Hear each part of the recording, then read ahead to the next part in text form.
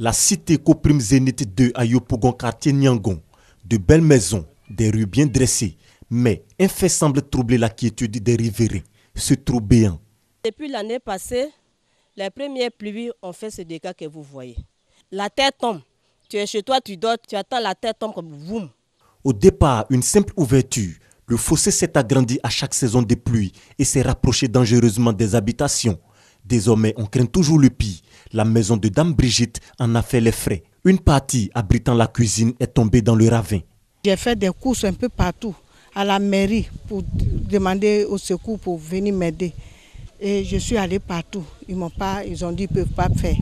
La dernière fois où il y a eu la pluie de 3 jours, entre 11h et midi, je vois ma maison qui s'effondre.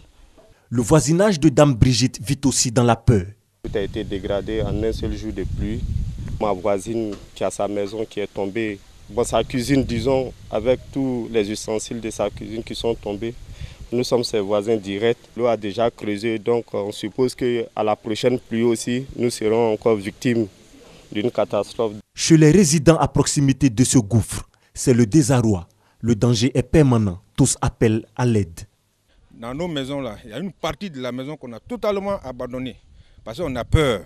On a peur parce que la nuit, quand il pleut, franchement, on ne peut pas rester dans les maisons. Ces tôles-là, nous les avons déposées de telle sorte que s'il pleut, pour que l'eau qui tombe là, tombe sur ces tôles pour aller directement dans le gros trou. Parce que quand ça va tomber sur le sol, ça va s'infiltrer, ça va encore creuser, mouiller le sol et il va y avoir beaucoup d'éboulements. Donc pour éviter ça, on a essayé de nous-mêmes trouver cette méthode-là, mettre les tôles pour que l'eau tombe dessus, pour éviter de creuser encore le sol. Vraiment, nous supplions les autorités de nous venir en aide. Franchement, nous demandons à ce que les gens viennent voir même ce que nous vivons. Parce que franchement, nous ne vivons pas dans un quartier qui est un peu façon. Ce n'est pas un quartier précaire.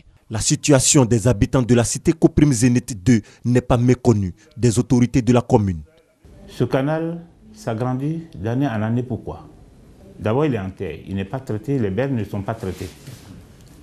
Les quantités d'eau de ruissellement augmentent d'année en année parce que on construit.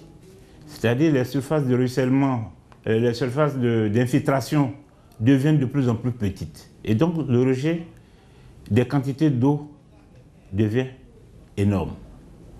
Vous allez avoir de grosses quantités d'eau qui vont passer dans ce trou. Voici pourquoi le trou continue de s'agrandir. Tout le monde est informé de ce qu'il y a nécessité de construire ce canal qui traverse pratiquement tout Yopougon jusqu'à vers Lokwa. Des études sont en cours. On a même pratiquement, on est en train de valider l'avant-projet détaillé pour la construction de ce canal. En attendant qu'une solution définitive soit trouvée, le trou est pour le moment l'endroit idéal pour certains de réaliser de bonnes affaires.